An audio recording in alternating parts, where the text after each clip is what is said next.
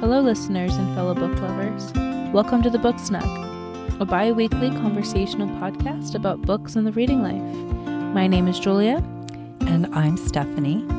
And we're a mother and daughter who love reading and talking about books. The ones we adore and the ones we don't.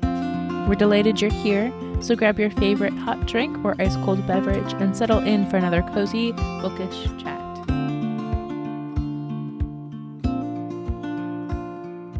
Hi, Julia. Hi, Mom. Hi, listeners. Hi, friends. Welcome to the Book Snug. Hey. We're so glad you're here. Yes. If you're back as a repeat listener, we're so glad to have you back. And if you're new, welcome. Yes. How are you today, Julia? I'm good. I had my first quiet, slow Sunday in a couple of months, and it was lovely. And now you're here recording. Yes, and I have a very busy week coming up. A lot of driving, so I have the Sunday scary. Yeah. The Sunday blues, that's what I call them. Yeah. Yeah. What about you? I'm good. I worked very hard this weekend physically. At the cabin. We were at the cabin cleaning windows and painting and just doing a lot of very physical work. Mm-hmm. And I'm tired. Right. A project that's never seeming to finish. No. Yeah. I'm starting to wonder if it will ever be done. I mean, it looks great so far. So it feels like we're getting really close. You can at least stay inside now. Yes. It's very cozy to stay inside. What are you drinking today, Julia? Well, I think we're drinking the same thing. We are. So go ahead. Tell our listeners. It's that kind of recording day afternoon that we just kind of grabbed and are running with it. But I think this is a stash. It's a Bigelow. Do you want me to just say what it is? Yeah, you do that. Okay. It's Bigelow's decaffeinated vanilla tea. It's a black tea, but it has a vanilla flavor. And it's nice for the afternoon because it tastes good and it's not going to keep you up till 2 o'clock in the morning. Mm-hmm. Or me. It's not going to keep me up till 2 o'clock in the morning. Yep. I think we mentioned on our last podcast that we were going to be talking about fictional worlds that we want to visit. Mm-hmm. Mm-hmm. And this is still a topic that we would definitely like to bring to the show and discuss. Yes. We have already recorded an episode with that topic, and it was trash. Did not go well. For one thing, we recorded it on a Monday night. Which is never good. Monday nights are our worst time for recording. I lecture all day. I don't have any voice left. We're both exhausted. We can't pull any real words from our brains. And it honestly sounded like we're struggling. Soup. Yeah. And then on top of that, I at least, and I think you too, Julia, have been in a pretty good reading slump. Yeah. To the point where I wasn't really interested in even talking about books. So I was having a hard time getting geared up to be excited about anything. Yeah. No worlds I wanted to visit, no books I wanted to talk about. Right. I was the same with Ben this afternoon. He's like, I don't want to record this afternoon. It's not that these topics aren't interesting. They're not interesting for me right now, which is, I think, the struggle that we've been running into, like to make it a little bit more clear. Yeah. That it's not that these are bad topics or uninteresting topics. We just are both unmotivated towards them right now. Right. I'm not motivated at all for books. Yeah. And that makes it really, really hard then to do a good show. So we've changed our topic, thinking that might help a little bit. And we are going to be talking about books, but we're going to be talking about them in terms of stories that we've read that we would love to see on the big screen or the little screen. And so I have some options for both today. Yeah.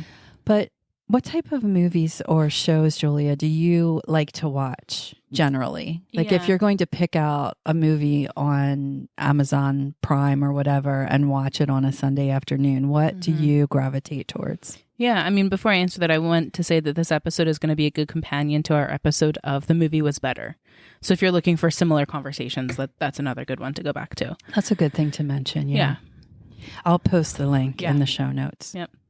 I am very eclectic, and I find that my movies tend to be where I don't always want my books to be dark and gritty. Sometimes my movies tend to be, or I allow myself to watch things that maybe are more apocalyptic or deal with more real stuff. And my books, I don't want them to at all. That is so interesting. I'm the opposite. Really? I would much rather read darker material, grittier material than watch it on a screen. Because I feel like my brain can control more how I'm seeing the story, where when I'm watching a movie, I'm intaking what somebody else visualized. So I'm far more likely to pick up a horror book than I am to watch a horror movie or anything that's... Right. So in that context, yes, if it's going to be a scary book, I'd rather be able to monitor it myself instead of a movie, because there is something to be said about like once you see something, you can't get it out of your head. Right, it's there. And reading it, you can skim a page, you can do what you need to. Or you can tweak the image. Yeah. Or maybe you never had a full image in your head, so it's not quite as traumatic. Right. But like, so The Scribe, which I talked about earlier that I read this year. Yeah. That book, I didn't enjoy it as a book setting, but it would have been something as a movie I probably would have watched with Ben. Okay. So to kind of use that as an example. But I love historical fiction shows. I have loved the Gilded Age Netflix show, and I have to wait a year for the next season to come out, so I'm very annoyed about that.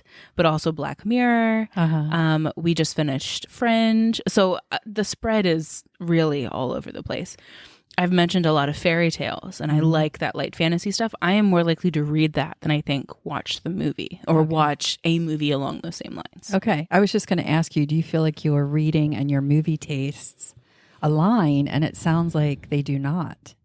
That what you're going to pick up to read is much different than when you're going to choose to watch with your eyes. Yes. Although... maybe a standard across the board is I don't really watch chick flicks or rom-coms. So I'm not going to read the chick flick rom-coms either. And so that's kind of the same across the board. Yeah. I would say that too. Even though I am not completely opposed to a romance novel as far as reading goes, I very rarely will watch romance as a movie, rom-com or straight up romance. But I am going to make an exception today and talk about not necessarily a particular book, but an author I would love to see interpreted on this screen. Yeah. Now, this is an interesting conversation to have because I just recently compiled a list of all of the movies that I need to watch that I haven't yet. Yeah. And there's quite a few rom-coms, chick flicks, like Jurassic Park is on that list, The Godfather. Yeah. Well, Jurassic Park is not a rom-com. Right. Well, but I just mean like all the spread of movies that I need to watch is wide and diverse. Right. Yeah. Right. Which is very interesting, just thinking about the movies or the books that I'm then bringing to the table and how, just kind of thinking about how they all relate to each other. Yeah. I read pretty eclectically, pretty diversely. And I think that my big screen, small screen choices tend to be more narrow.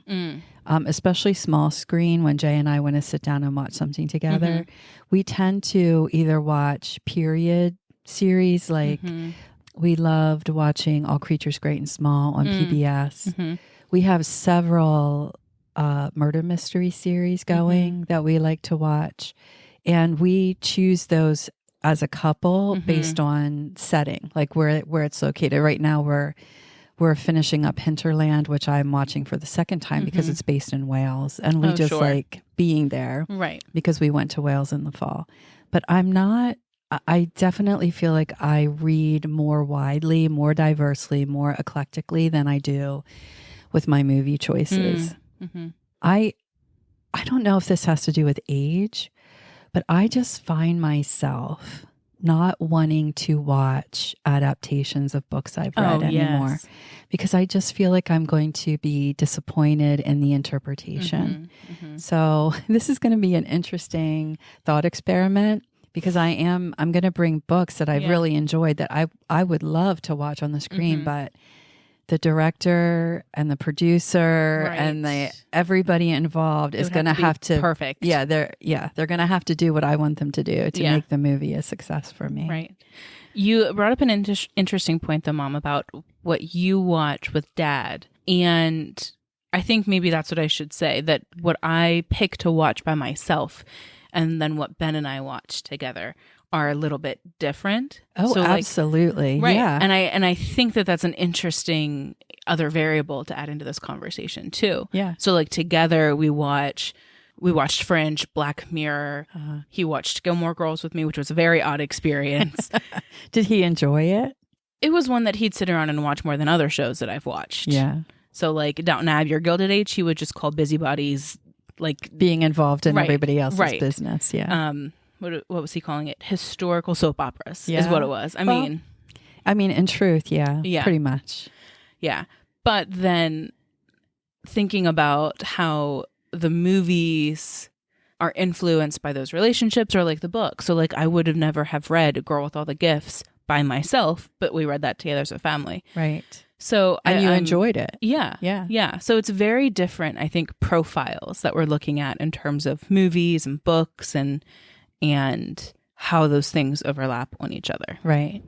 Oh, if I'm looking for a movie, if I'm by myself and I want to watch something, I will go to classic musicals, classic song and dance movies with like Fred Astaire, Gene Kelly. Yeah.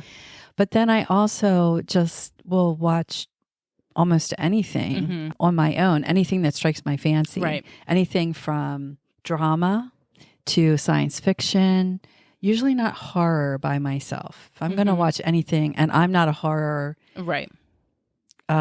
movie person anyway. I mean, we watched The Woman in Black and I actually screamed out loud at one point. I felt like I was being tortured because it was scary.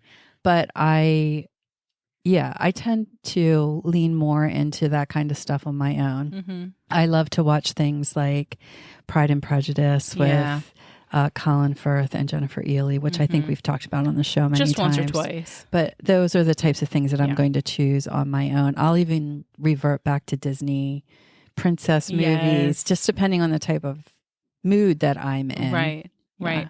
Are you a rewatcher? Yeah. 100%. How do you think that that's different than rereading a book? I don't think it is. It gives me the same comfort. The movies I'm rewatching because I love them. They did something for me, whatever it was, that I want to recapture. And that's why I reread too. Sure. So then are you an avid rereader? I am. Okay. I haven't been lately so much because there have been so many new books that are coming out that are really exciting to me. So I haven't been rereading, but I honestly considered it today because I've been in such a reading slump. I was doing a long drive. I wanted to listen to a book and I couldn't think. There was nothing out of all the audiobooks I own. Nothing was interesting me. And I thought, well, maybe I'll just listen to Georgette Heyer, Regency story or Beauty by Robin McKinley. Like I reread when I don't know what else to do with myself as far as reading goes. And it helps me to get out of a reading slump. Sure. And that's so interesting because I'm not much of a rereader. I know. Unless it's a book that meant something to me on a significant level. But I look at rereading and rewatching things as like, I know that, so like Downton Abbey, because I know it's happening in that show, I'm less likely to watch it again because of the emotional things that I know are coming. Like I don't want to relive that. Right. And so books are kind of the same way. But it's interesting the ones that fall under the category for me of I will reread and I will rewatch versus not. So like Princess Bride, that's always on rotation. Right. Or the Cinderella with Brandy and Whitney Houston, always on rotation. Or Ever After, always. Yeah. But those are like the main ones that I'll redo, or like Harry Potter, I'll reread. Jane Eyre, I will reread. That's about it. So I think it's also interesting which ones kind of fall in the category of reread, rewatch, as well. Yeah, it's an interesting conversation. I definitely like returning to movies that I've enjoyed in the past, and I certainly enjoy rereading books. Well, why don't we just dive right in? And just to reiterate, listeners, we're not doing fictional worlds we want to visit. We're doing books that we would love to see adapted into either movies or miniseries or a long-running series on the big screen or the small screen. So what's the first book that you want to talk about, Julia? The first one is Walk Two Moons by Sharon Creech. Okay, you've brought this book to the show before. Yes. This was my favorite book growing up for many, many years. It tells the story of Sal, who is working through some personal tragedies. And she is taken on a cross-country road trip with her grandparents under the guise of, quote-unquote, finding her mom. But there are a couple other things to it as well. And on the road trip, she is tasked with telling her grandparents, I think they say, spin us a yarn. And so she's telling them a story. And in telling them the story, she's talking about her life at school, a friend that she makes, and there's a bit of self-discovery along the way. I think this would make a phenomenal movie. And it would kind of go the way of like Art of Racing in the Rain or Marley and Me.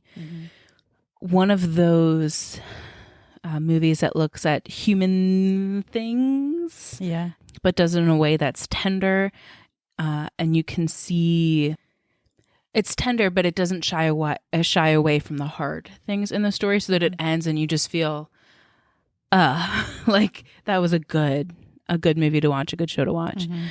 I think I'm biased to this one because it was a favorite of mine for so long, and so to be able to be like, I want to watch this movie, would just be really, really nice. And it's a cross-country road trip, so you'd get some great landscapes in that too. The director, though, would have to be very particular, because I don't think that any actor would be able, or any director and actor even, would be able to handle the story the way it needs to. Okay. I was going to say, it's a road trip. That's always a good time. I was thinking of the movie, and I can't even recall the name of it, but it's about this little girl who wants to be in a talent contest or a beauty show for girls, and her whole family is traveling with her. And I think it's her grandfather dies along the way, and they actually are carrying his body in the back of the station wagon. I can't remember what it's called. I can't even think of the actors that are in it. But it was funny, but it was poignant. Little Miss Sunshine? Yes. Oh my word. Yes, that's it. Little Miss Sunshine. Okay. And it was just so good. Yeah. It was weird. It was weirder than weird. Yeah. But it was a great, great movie. And it kind of, I don't know, it just sounds like Walk Two Moons kind of follows that same direction or that same plot arc, even though your book is a middle grade and Little Miss Sunshine is not adult. Yeah. Very. Yes. And I think that's the other thing too, that Sharon Creech's writing lends itself to a movie adaptation very well, and the way that it just tells this big overarching story. Like you could see the narration over a car on the highway. Like you could see these things play out in a movie. I think it would be a great treat to see this on the big screen. Yeah.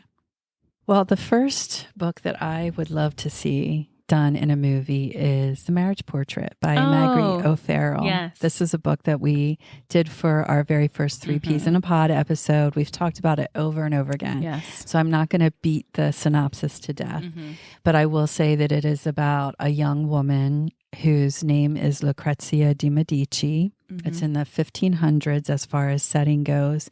And you just follow her life from the time she's born until she marries her husband, who was arranged. It was an arranged marriage. The man was supposed to marry her sister, and her sister died. Yes. But I just think this movie would be a fabulous movie to experience visually because of the setting, Renaissance Italy. I think the costumes and the sets would just be fantastic. I think about her home where she lived, and then the beautiful place that they honeymooned, the villa. And then as the book gets darker, I just feel like you could do so much with that as far as setting and atmosphere with the movie. Yeah. Plus, I think the drama in that book and the environment would just be so incredible to watch play out. Yeah. So that's my first choice. I love historical fiction. I do enjoy watching historical drama. That is one of my favorite things to view on a screen. So this came to my mind automatically. I just thought it would be wonderful. Yeah. I think this one would lend very well to a short series. Yeah. Because of how the tension builds. Yes. I think it would, I would watch it as a series. Yeah. A movie, I think, because of that tension would be a little intense. I would want it to just be over.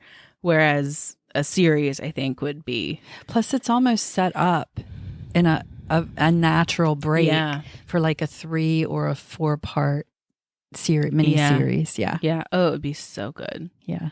So good. And that's another one where the actors would have to do it right, because whoever would play Alfonso d'Este, he would have to do it in such a way that you really like him at the beginning and you really hate him at the end. So it'd be such a fine line to walk. And his leonine cousin, I forget what his name is. I forget.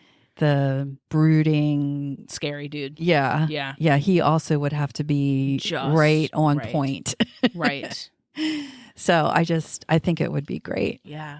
Oh, it would be so good. I would love to see that done. Are there any actors that you think that are current in Hollywood that you think would be good fits in there? I can't think of anybody off the top of my head. I didn't do any investigation for that.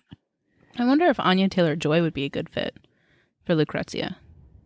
But I almost see Lucrezia as a little bit more not. Yeah. No, I would have to do a little bit of investigation for that. Okay. My next book is a Gail Carson Levine. Oh, okay. And that's Fairest. Okay. And this is Snow White. Snow White. Yes. Got it.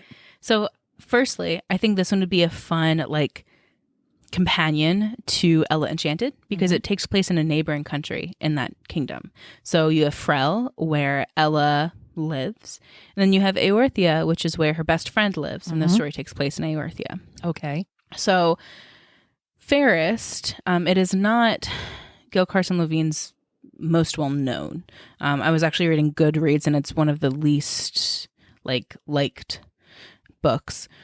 But it tells the story of Azza, who is adopted when she's pretty young, and her looks are deemed unattractive by the rest of the country because she doesn't meet the standard beauty standards. But she has a really unique gift in Eorthian culture, specifically in high society settings. They communicate through singing instead of talking, and she has a magical voice that she can also throw. Okay. And so she kind of uses this and learns how to view herself through that ability instead of her looks. Of course, it's Snow White, so there is a little bit of that story played into it.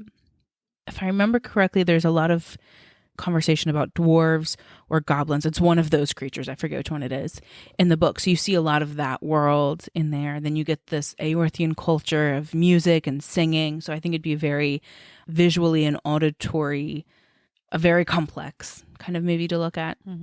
But the thing that made me really want to see this as a movie is there are some components of Azza's beauty that aren't seen as pretty until they're in the right context. Okay. And so being able to see that play out and that transformation happen, I think would be really, really cool.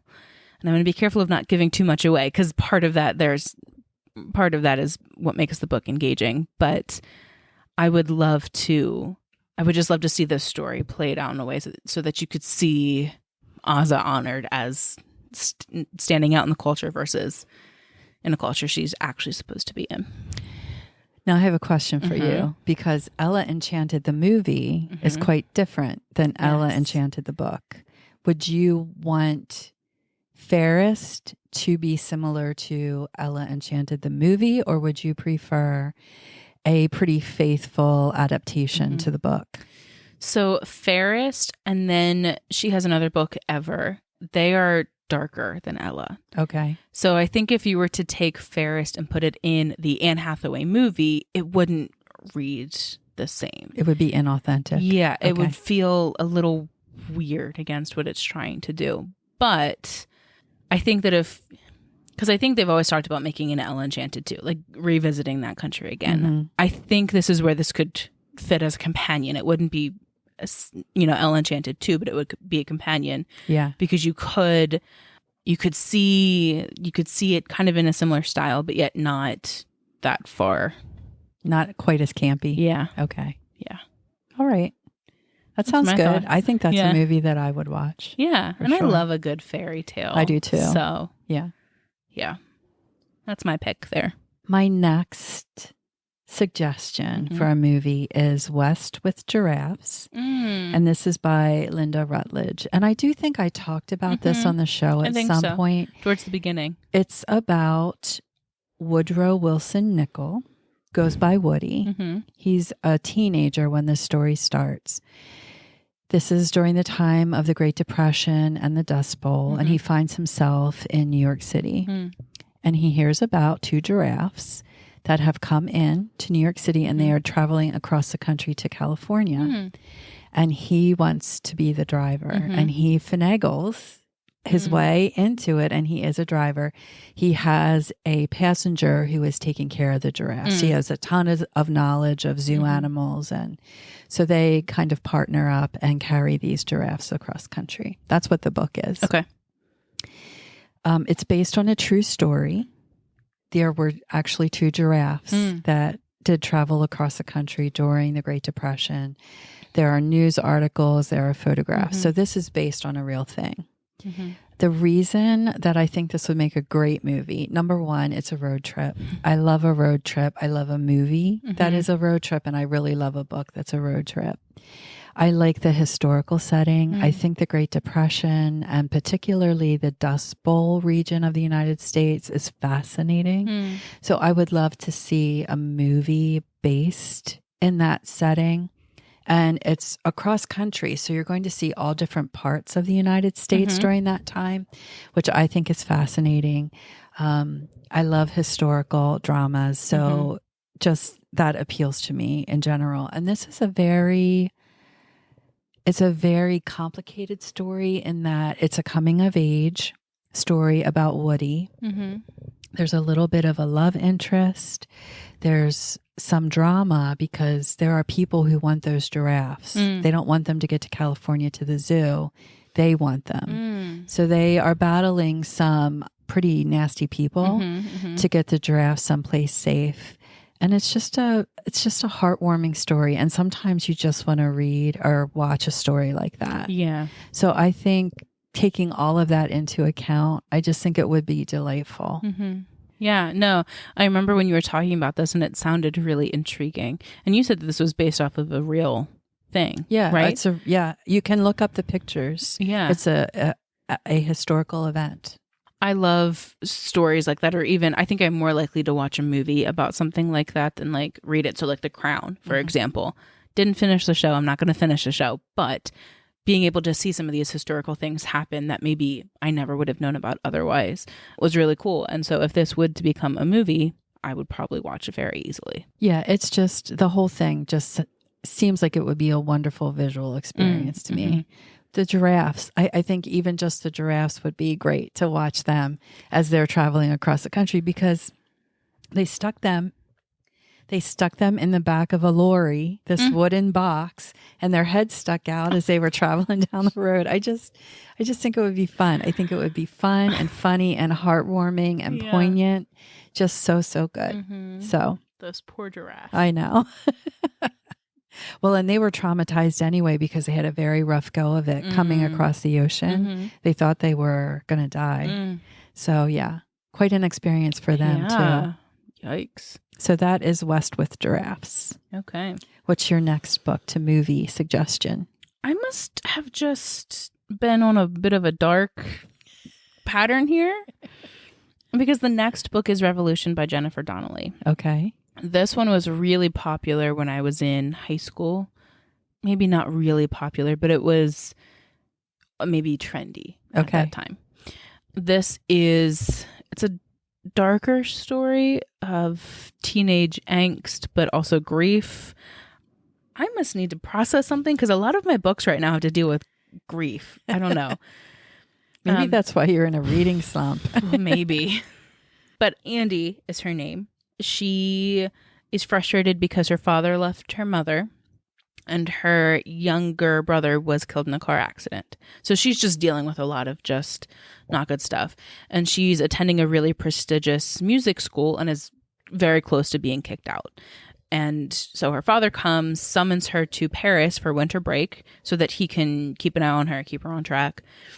And while she is there, she discovers a diary, and I'm totally going to butcher this name, of Alexandrine Paradis.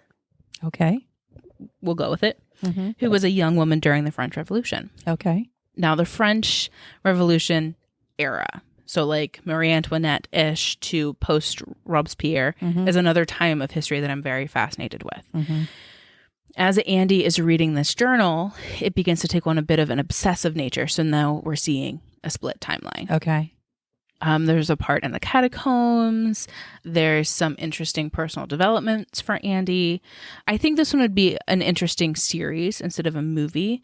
I think it would be very similar to The Magicians, which is a kind of a dark-ish fantasy show on Netflix. Yeah, a lot of people compare it to like a grown-up Harry Potter. Yeah. And because of the nature of maybe dealing with some heavier topics for teens, I might even compare it to Euphoria. Not in the same degree, but looking at some of the themings. Okay. I enjoyed this book a lot because of the look at two women across two different time frames and how they don't need each other, obviously, because Alexandrine had no idea who Andy was, but looking at how they have an impact on each other's stories, I just found to be really nice. And I think this would be a great show to examine that, to take a look at grief and the historical nature of things. I think the French Revolution, specifically with Robespierre, is a part of time where like not a ton of movies or stuff is made about it. So to look at this part of time, but then also it touches on like Marie Antoinette, some of her youngest sons went missing and they don't know where they are. And I learned about that through this book. Okay. And so touching on some of those historical time markers, I think would be really interesting to see play out as well. Yeah. I think that would be a fun movie to watch with the dual timelines. Yeah. Getting that historical perspective with the costumes and the historical setting. And then you have this person who's in a contemporary setting dealing with what she thinks are contemporary issues. Yeah. And that would be really fun. And I think it would be an added element to that to see, okay, in the split timelines, you see where Andy's walking and then to take that same place, but then put it in the previous timeline. Yeah. I think would be a really cool way to play that out. That's a nice contrast or a nice juxtaposition. Yeah. Yeah. And but then even in like the landmark, so like gardens or like main public city spots. Yeah. And to see that and how it's changed over time would be really cool too. Yeah. Yeah. I would enjoy that. Definitely. Yeah. That's a movie I would enjoy. It is dark. The first couple of chapters opening up with teens talking about drug usage and some suicide attempts. So it swings out of the gate pretty heavy and pretty dark. Yeah. But it does end on a pretty light note. So, well, let's just keep talking about darkness. Okay, then. Great. I'm going to bring a Neil Gaiman book next. Okay. It's I'm not sure if it's considered middle grade or young adult. If it is middle grade, I'm going to say older middle grade. It's called The Graveyard Book. And this is Neil Gaiman's attempt to retell the story of the Jungle Book. So we have a main character named Nobody Owens. They call him Bod. And right at the start of the book, his whole family is murdered.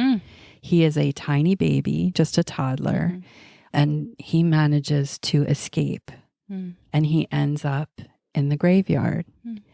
And so the ghosts in the graveyard adopt him. Two in particular adopt him and raise him. And then on top of that, he has what I would consider a guardian or a godfather who is also kind of a mythical creature. And I don't want to give any of it away. But you follow him and his adventures in the graveyard and how these ghosts are raising him and how his guardian is trying to help him become an adult. It's scary, but it is a retelling of the Jungle Book. So as you're reading along, you can match up the points of the Jungle Book with the story. The reason I think this would make a great movie is because I've already seen Coraline adapted. Oh, yeah. And that is a stop action movie, correct? I think it's, yes. Or I think it's claymation. Okay. I think this would also do well with that. But I also think that it would be great with just human actors and CGI to do all of like the settings and the scary things. Sure. It would be eerie and dark. There are, like I said, there's darkness. Not only was Bod's family murdered, but the person who was doing the killing is still looking for him. So there's this sense of danger, and their evil lurks all over the place, even in the graveyard. Like he does some things he shouldn't and gets caught in some places he really doesn't want to be. But it would just be a great Halloween movie. Just perfect. And it's not so horrifying that you can't open your eyes and watch certain parts. It would just be really spooky and creepy. Okay. But good. It's such a good story. Yeah. And you end up just really caring so much about Bod and what happens to him. I know I need to read this book. I think you tell me every year that I need to read it. It's just so good. This is a book I do reread. Okay. And I would definitely watch this if this was a movie. But if you've ever seen Coraline the movie, that's scary. Yeah. Oh, yeah. And this book would be scary like that if it was made into a movie. Yeah. Neil Gaiman has a nice scary streak in his writing. Well, he gets even way darker than that, but yeah. Yeah. Yeah. I mean, I was just thinking of Neverwhere, and that goes from 0 to 100 real fast. Yeah. He definitely knows how to do creepy, spooky books. And even for younger readers, they walk the line. They get pretty close to the edge. Stardust. Yeah. Or is that what it is? Stardust? Yeah, but that's not for our kids. Sure, but I was thinking about in terms of the books that I've read, in terms of darkness, I think that one's a little bit perhaps lighter than it some is of his lighter, others. But it still has, like, Fairyland has some darkness in it. I'm not arguing that point. Yeah. Yeah. I was actually going to put Good Omens on my list and then realized it was already a TV show. Yeah. This would definitely be a movie. Yes. I would not make The Graveyard Book into a series or a mini series. I would definitely make it a movie. Yeah. Once and done. Yeah. What do you think makes a book better suited for a movie versus a series? Because I feel like we've been throwing, like, some of them are falling into different categories.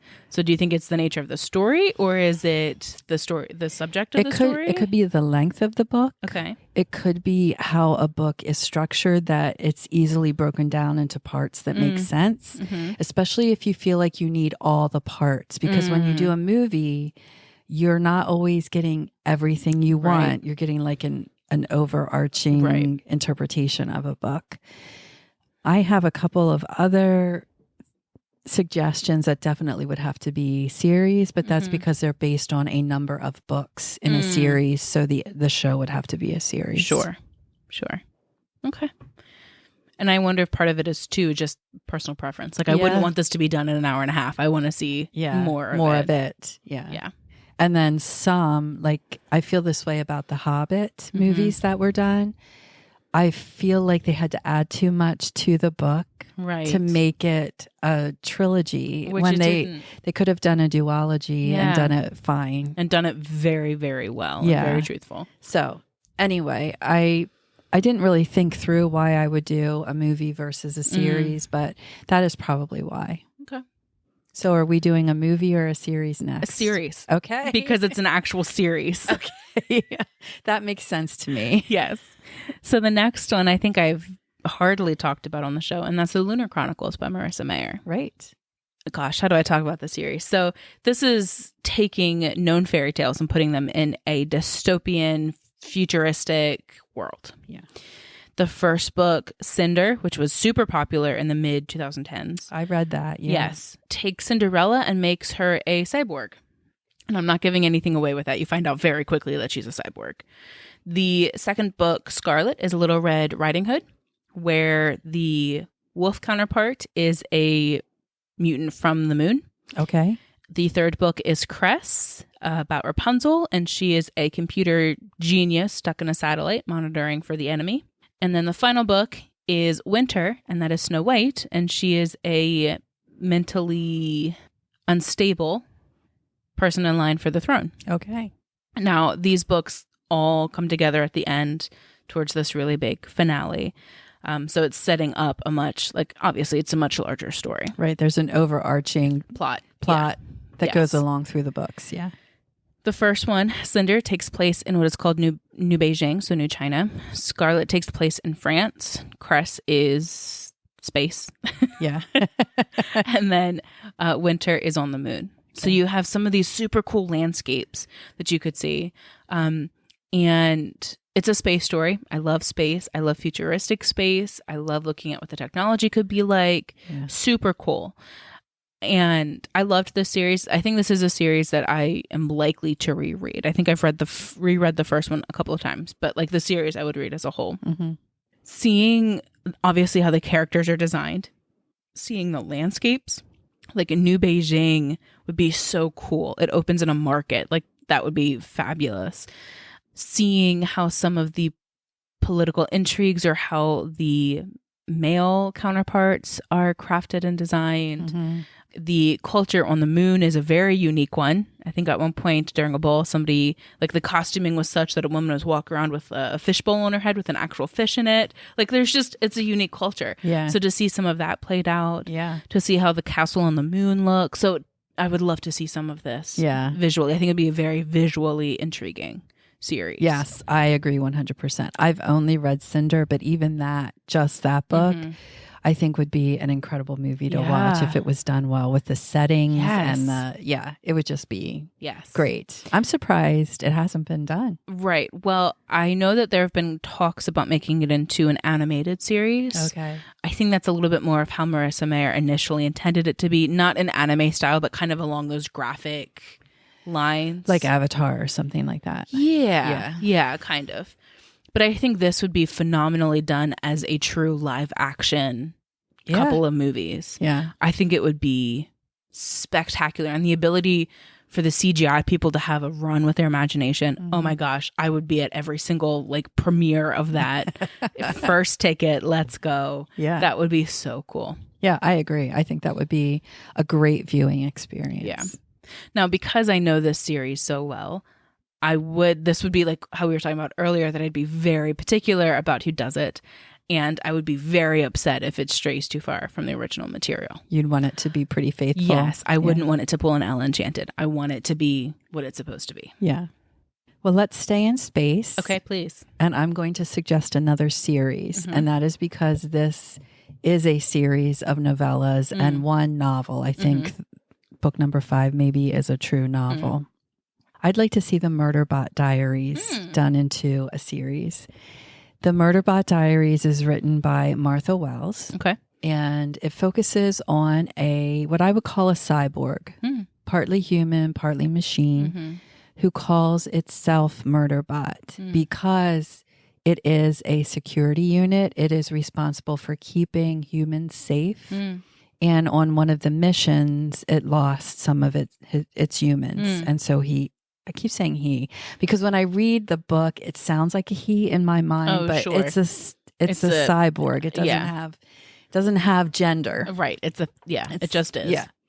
So anyway, the second thing that makes this particular sec unit interesting is it has overridden its governor. Oh. So it is now autonomous. Oh, no. It can do what it wants, but it obeys orders because it doesn't want anyone else to know that it is autonomous. It is an introvert. It doesn't really like being around anybody. It doesn't like people looking at it. And it really just wants to spend all day watching soap operas and shows. So when it's not working, that's what it wants to do. And I know this sounds bizarre, but the books are just so fun. They're so fun, very action-packed. And there's a whole cast of human characters and robots and cyborgs, and things happen because he is it. It is a sec unit for a company that rents out equipment for people to terraform other planets. Oh. So you're doing all of this traveling, you're meeting all of these different situations that are often very dangerous. You're going to planets that you really don't know what you're going to encounter. There are repeat humans that show up regularly who have kind of adopted Murderbot. They figured out that it has overridden its governor and they know a lot about it and they take care of it. And so there are two parts to this. There's all the action, like spacey stuff, and then there's the relationship stuff. And you see Murderbot just opening up and becoming more attached to these group of humans. There's a sentient ship. Okay. That's a whole spaceship that also has a brain. And Murderbot has a special connection to the ship. And so it's just fun. It's fun. It's just good time, fun, happy feeling, sci-fi. Yeah. There was a show on Nickelodeon for a while called My Life as a Teenage Robot, I think it was, about a teenage robot. And the episodes were weird, but they were fun because of that sci-fi component of a robot is living everyday life. What's going on? And so as you're talking about it, I was kind of reminded of that show. Yeah. It sounds like it would be absolutely hysterical to watch. Now, do you think it'll be better as a cartoon or like, no? I would want to see this in real actors, a real cyborg, real planets. I would not, no, I don't think I would want to see this as a cartoon. I'd want to see it for real. Okay. Like Star Wars for real. Sure. Yeah. Okay. Interesting. And you said that was a series, like just like little short books? Yeah, novellas. I don't think most of them are over 150 pages. Okay. Maybe a little bit longer than that. Under 200 for sure. Yeah. The one novel is barely 300 pages. Okay. So even the novel is short. Yeah. And it's action packed. Like there's a lot of action. Yeah. So you would not be bored ever. Not that you would ever watch a show or a series that was going to make you bored, but I just think this would be so much fun. I love watching sci-fi and fantasy on the screen, big and small. Me too. I had to put one sci-fi on here. Yeah. What are we watching next, Julia? 10,000 Doors of January. Okay. All right. Well, you brought this to the show already. I did. So I know in the last show I talked about one of the lands in the book that I didn't want to talk about because we were going to bring it to the show. Yes. Well, full circle moment because I'm going to talk about it. Okay, tell us. This book, just for those that maybe haven't heard about it yet, a January Scholar is the ward of a very rich man in the early 1900s. And she finds a book and she starts to just write one day when she's really young. And it opens a door and she's able to step through a land and picks up a coin. And the coin kind of becomes a token for her that as she begins to feel trapped as she's growing up, being taught how to be a proper lady, do as I say, that the coin reminds her that there's better things out there. And through a series of frustrating and upsetting events, she learns that she is part of a culture that can write things into being. So this story takes Inkheart and kind of takes it a couple steps further. Okay. In her discovery of this, she also learns about the existence of thousands of other places that you can only access through doors. And these doors, once sealed, are sealed forever. So she then begins to learn about these other places. And the one world that we spend the most time in is called the Written. And it is a world populated by hundreds of islands. And people are tattooed for their identity. So when they're married, they get tattooed. When they have kids, they get tattooed. Like the writing, the written, it's very important. Right. Tells the story of their life. Yes. This would be, I think, phenomenal to watch as a movie because of the visual creativity that would be needed to represent all of the different worlds.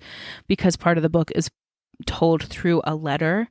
You're then getting not a side story, but like you're getting another person's perspective thrown in. So you could show these worlds through that other person's time in those lands. I think it would be super cool. And maybe on a selfish part, I kept forgetting that January is not supposed to look like everybody else, that her skin is a little bit darker. She just looks different. Yeah. So being able to constantly see her as that way would be helpful for me as I was remembering what was going on.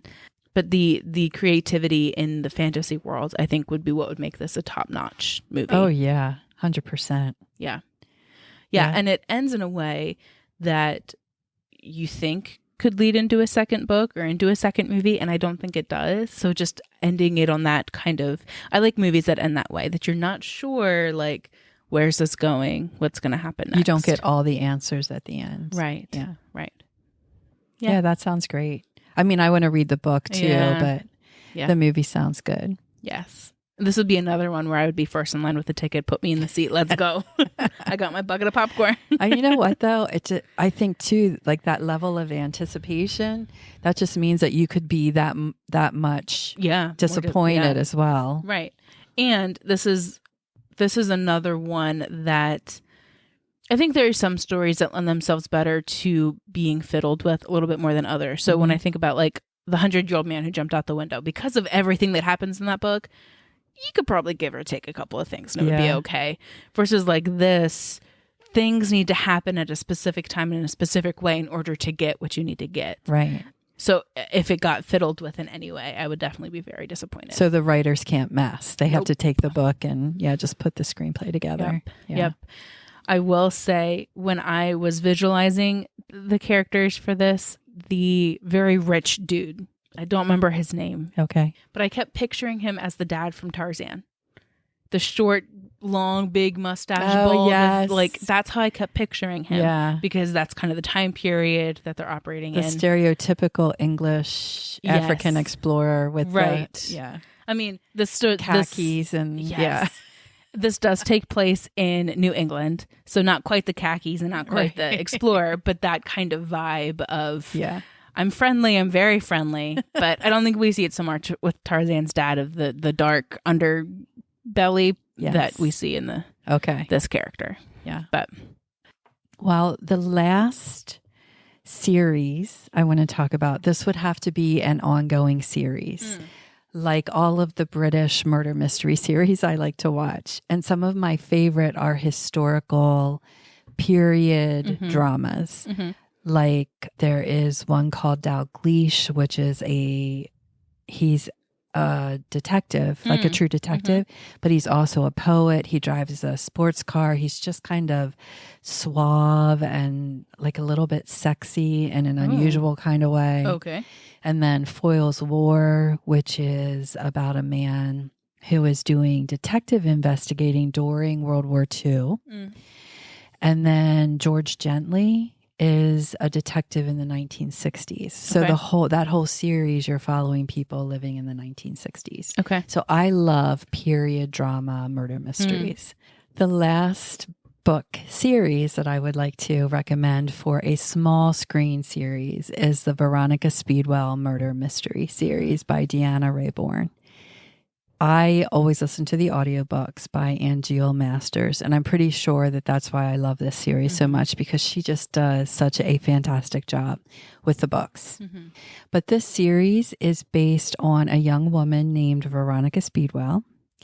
I think she's 27 when the books start. The time frame is 1870, so Queen Victoria is still ruling. She has grown children, though.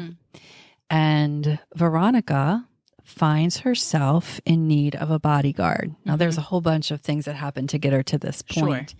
But the bodyguard who is recommended is Stoker Templeton Vane. He is this big, muscular, dark, handsome man. He's got a scar on his face. He's got kind of a dark past. He kind of looks like a pirate. And the two of them team up. He's supposed to be her bodyguard, but they're solving mysteries together. There's a ton of sexual tension between the two of them. They kind of like each other and then they don't like each other. They do a lot of like butting heads. Veronica is an independent woman, very feminist at a time when that would not be the case. She's a lepidopterist. That's how she supports herself. So she goes on these expeditions looking for rare butterflies and then brings them back and sells them to wealthy collectors. So that's how she supports herself. And Stoker has been many things in his life, but he is at heart a naturalist. And he loves to do taxidermy. And part of what he does is he restores old taxidermy that's kind of been moth-eaten and falling apart. And that's how he supports himself. But the two of them get caught up in these crazy mysteries. Lots of times murders are involved. And they go on all these escapades, and it's just a ton of fun. The reason I think this would make a great series, at least for me, is it is historical. So again, I think this has been a theme for me throughout my suggestions. I love movies and shows that have a great historical setting so that the costumes, the clothing that the characters are wearing is interesting. This is London, and then they travel all over England and sometimes out of the country. So you're getting to see all these different settings in a time period of the late 1800s. And the chemistry between Veronica and Stoker is just fantastic. it's just smoky. I don't even know how else to sure. describe it. They do eventually get together, and you know that from book 1 that they are eventually going to be a couple. But it takes until book 7, I think book 7, till that even remotely happens. Maybe book 6, but it doesn't matter. It's all closed door, so you're not getting any intimate details, but it is there's a lot of sexual tension. There's a lot of innuendo in the books in particular. So if you don't like that kind of thing, this might be too spicy for you. Sure. I don't have any issues with that. So the show might be a little bit not R-rated, but PG-13. Sure. But it would just be so much fun to see them, to see the world they live in. They end up living with this wealthy lord who has this huge estate, and their one whole building is just filled with collected treasures from around the world. And Veronica and Stoker end up cataloging everything. Stoker is refurbing all the taxidermy. And then on this huge estate, there are these little follies everywhere, which are these little buildings. And Veronica lives in one, and she's fixed it all up the way she wants it. Stoker lives in another, and he's fixed it all. I want to see this world. I want to see it. I want to experience it. And I want to follow these two people on their adventures, because I just think it would be a ton of fun. Yeah. No, it sounds like a lot of fun. Yeah. It sounds like not wholesome, but like kind of heartwarming. Yeah. Kind of just, it's been a Funny. stressful Friday. I'm going to sit down and watch this for hours and hours. Yes, because they're funny. They are funny together. Stoker is funny because he kind of has this dry sense of humor, and Veronica is constantly dragging him into these horrible experience situations. He doesn't want to, but he's always just like, all right. He just kind of has a defeated air sometimes. Yeah. Resigned. He's resigned a lot of times to what's going to happen. So very fun. I would love to see it done. Yeah. In some form. It would not be a movie. It would be a series or a miniseries. Yeah. No, it sounds great. If you've ever watched Miss Scarlet and the Duke on PBS. Okay. For Masterpiece Theater, I think that this would have that same kind of tone. Okay. So, which did you hear that now it's just Miss Scarlet because the Duke left? I know. And I haven't seen the last season, so I really don't know why it played out. Yeah. I just know that the Duke was ready to move on. Yeah. So they just wrote that into the script. But yeah. So this could replace it, because I don't think Stoker's going anywhere. No. Yeah. Well, we covered quite a variety of topics today. We started very dark. Yes. And now ended with a very happy, fun, go-lucky, fun. Very fun tone at the end, even though it's murder mysteries. That's what I mean. That's the trend that we're all in right now, is cozy murder mysteries, which is an oxymoron in and of itself. It is. To be sure. Yes. But I love them too. I know. Well, friends, thanks for sticking around through this episode and being flexible as we had to change our minds pretty last minute. We would love to know if you would think that any of our options would make great movies. Did we convince you of that? Are there any books that you've read that you think should be a movie or a series? And we know that we skipped over some very popular or common ones right now, like Emily Wilde. Yes. We were trying to pick from books we haven't really talked about before. To be new and exciting. Yeah, keep things a little bit fresh. Yes. If we keep talking about the same books all the time, people might think that's all that we read. Up next on the docket, we have a really fun episode planned. In honor of Mother's Day, we are asking Nana back on the podcast. She was our first guest for our first 3 Peas in a Pod. Yes. And we felt it was only fitting to have her come back for Mother's Day. Right. And we're going to have a fun little discussion about generational reading, specifically passed through mothers and daughters. Yes. And take a look at how that's impacted us as readers. Mm-hmm. And I think that's just going to be a really special, wonderful time. Yeah, I do too. I know we ask this all of the time, but if you would be so kind as to rate and review us on Apple Podcasts and Spotify. Yes, it helps us to continue to be seen by people who would like to join the community over here. And if you do enjoy being a part of this community, which I know that we are still working on a couple of things to make the community more engaging. I know we've talked about a website that we're working on and a few things. But if you enjoy being a part of our Book Snug community, please don't forget to share us with your friends. Yes. We love seeing everybody who listens in and is part of people who enjoy the podcast. Thank you so much for spending part of your day with us today, and we'd love for you to join us here again in the Book Snug in the next chapter. Bye, friends. We'd love for you to continue today's conversation with us at the BookSnug_podcast on Instagram and at the BookSnug Podcast on Facebook. All of our episodes can be found wherever you listen to podcasts, as well as at our website, thebooksnugpodcast.budsprout.com, where show notes for every episode can be found. We'd love to hear from you. Email us at thebooksnugpodcast@gmail.com. As C.S. Lewis, one of our favorite authors, so famously said, "You can never have a cup of tea large enough or a book long enough to suit me," and we wholeheartedly agree.